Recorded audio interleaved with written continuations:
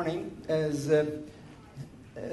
has been mentioned, I've been in the VC environment quite a long time, since early 2000 or so. And so as a result, I have seen how this VC and entrepreneurial ecosystem has developed.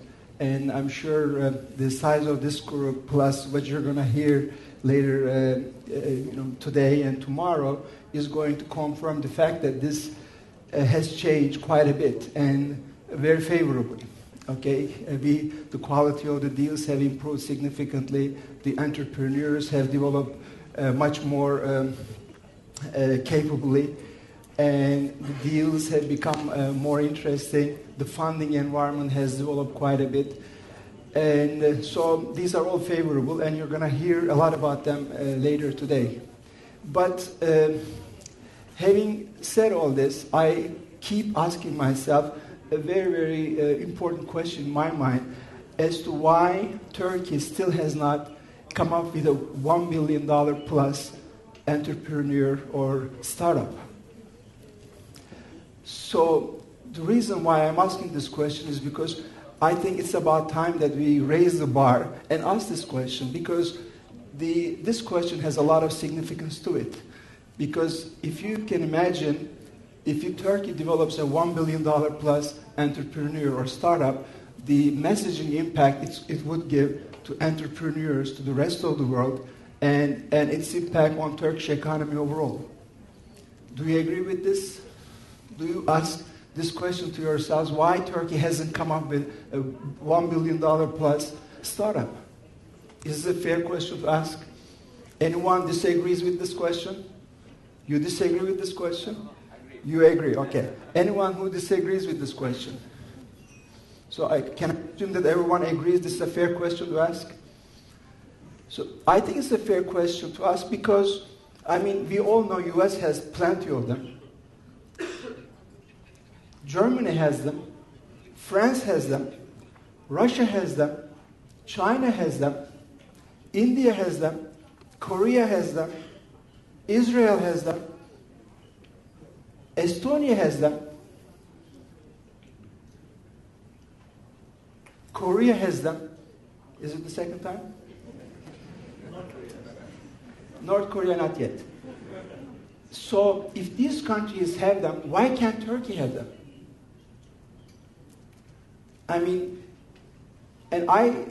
Yesterday, in preparation for this presentation, I sat down with one of our senior analysts. His name is Bertu. I wanted to come up with an answer to this question.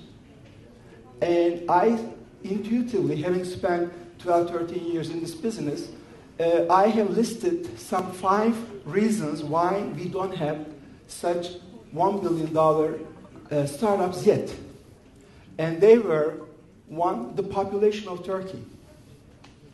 Number 2 was the GNP per capita of Turkey. Number 3 was the income distribution of Turkey.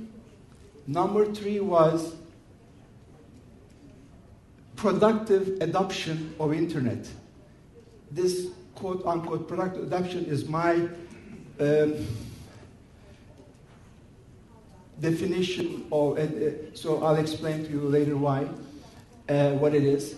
And number 5 is the funding. So I said, I think these 5 reasons are constituting what I would call the market trap, which is the main reason why Turkey has not been able to come up with a $1 billion plus startup yet. And I said, why don't you go and spend some time, this happening late in the afternoon yesterday, and see if you can support these hypotheses with some data. And Bertu, being Bertu, very a dynamic guy, very smart, very capable, within half an hour he came back with some statistics that were as follows. It turns out Turkey's population is 75 million, whereas US is 300 plus, China 1.4, India 1.2, Brazil 300, Russia 150. So by population, we are really behind in terms of potential market for such startups to tap.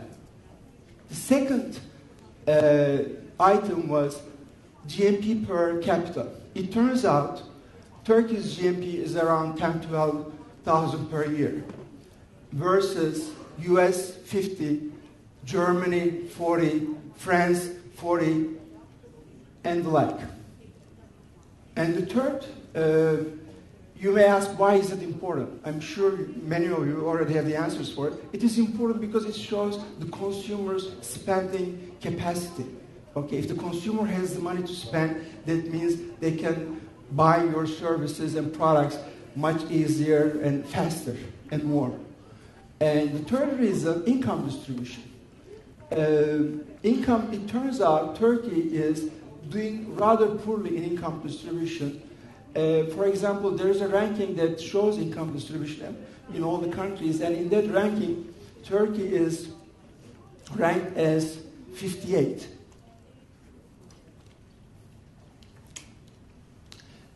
Versus, in this ranking, the lower the number, the worse it is. Okay, so 58 versus Germany in hundreds, France in hundreds, versus,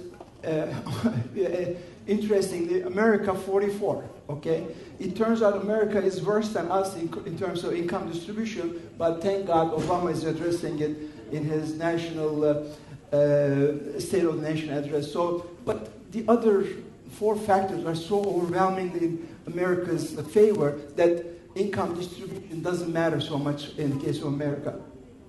So the fourth factor I mentioned was productive adoption of the internet. What I mean by productive adoption is we all brag about our number of Facebook members, our number of Twitter members, so on and so forth. But what does it mean in terms of real productive use of internet technologies when it comes to producing income? And how much revenue is that environment producing?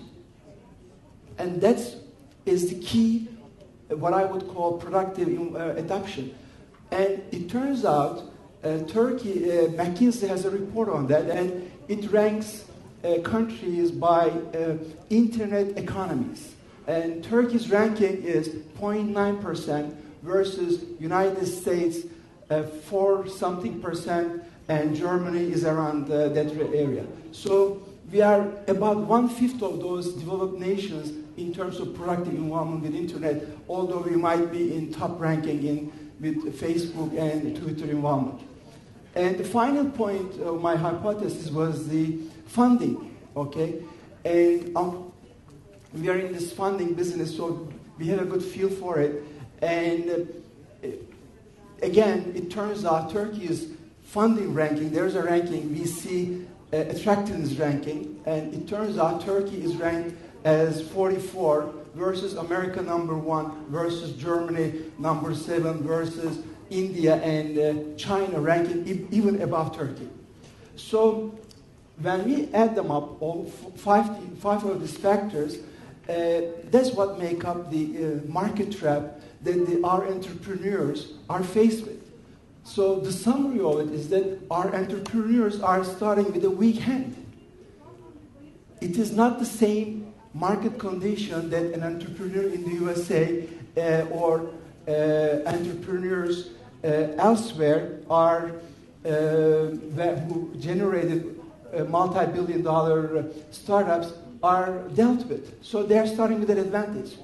The sad part is that our entrepreneurs are falling for that trap.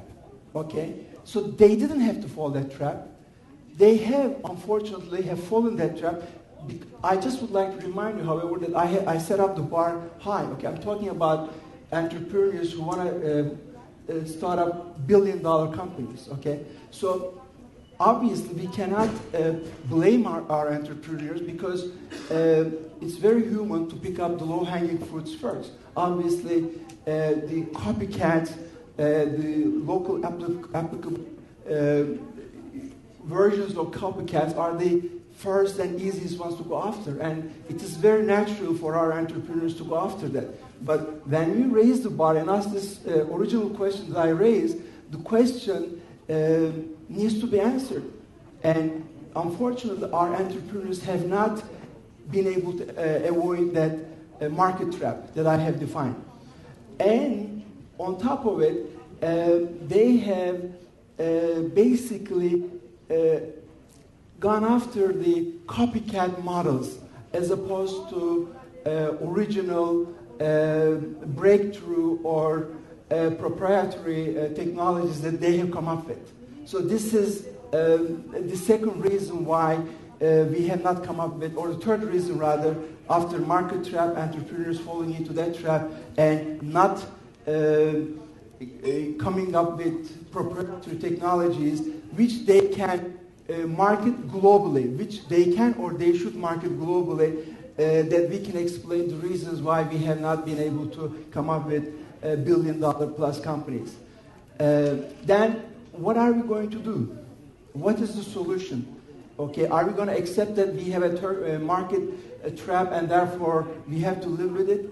The answer is no, because if you look at Israel, if you look at Estonia, if you look at Korea, they have been able to come up with multi-billion-dollar entrepreneurs and startups. Okay, why can't we have our own Skype? Why can't we have our own Sportify? Why can't we have our own Waze that was sold off recently by Israeli startups, entrepreneurs? So the answer lies basically first with the entrepreneurs. Our entrepreneurs must have a global vision to start with. Turkey only or Turkey first approach is not going to make it because of these 5 factors that I have outlined. Our entrepreneurs must start with a global vision first, and they must do it with proprietary technologies that they have been able to develop themselves or they have been able to access to themselves. So this is number one prerequisite for us to overcome this difficulty. The number 2 thing is it has to be original. It cannot be copycats. Copycats cannot make it.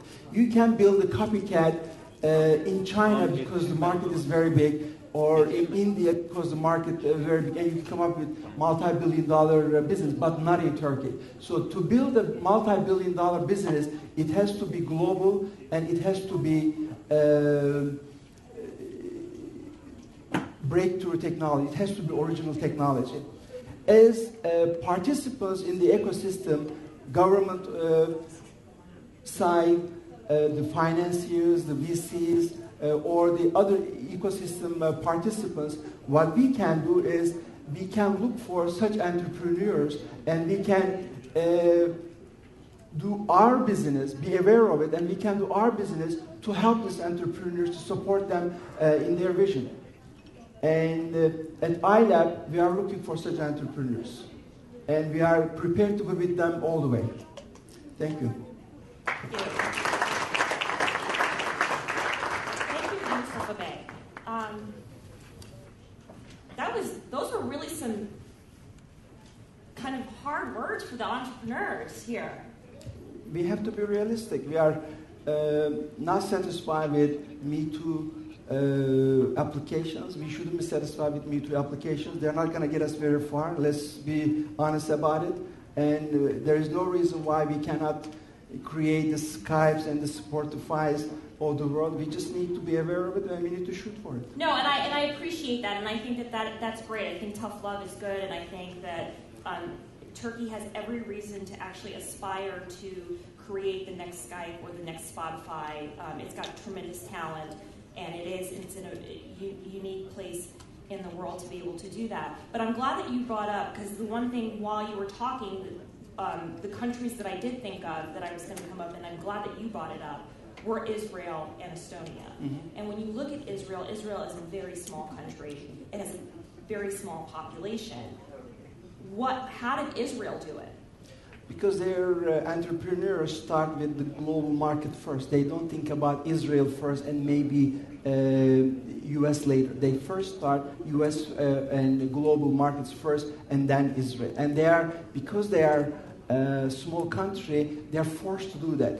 And the reason why I call market trap is because we are at a location in 75 million. We think it's large enough, but it is not large enough. Okay, if it was a few 100 million people like Brazil and like China billion plus, then I would say, okay, you can create 1 billion with Turkey only, but not with 75 million and not with the other negatives that you have. Like we don't have it. Germany is 75 million, but they have other GNP factors and the other adoption factors which we are behind. So, but if you're an entrepreneur here, and I agree with the global vision, is it important then, if you're an entrepreneur here, to then have global connections and a global network?